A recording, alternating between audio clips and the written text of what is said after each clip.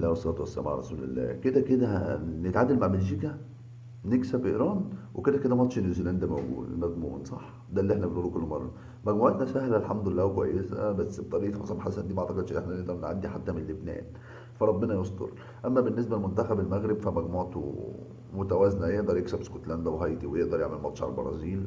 نفس الكلام السعوديه ممكن تصد مع الرجاله دول، بس مجموعه صعبه. في مجموعتين تانيين ضرب نار بقى، مجموعه فرنسا والسنغال، واللي جاي لهم مع النرويج جاي لهم الاردن، سوري، جاي لهم العراق. فدي مجموعه بنت كلب على العراق. العراق رايحه لفرنسا والسنغال والنرويج، الثلاث فرق جامدين جدا. هالاند قدام امبابي، بصراحه هتبقى مجموعه ضرب نار. بالنسبه برضو لمجموعه الارجنتين والنمسا والجزائر والاردن، برضو مجموعه قويه جدا.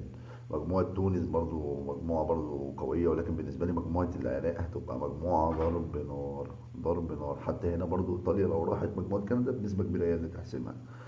في النهاية بالتوفيق.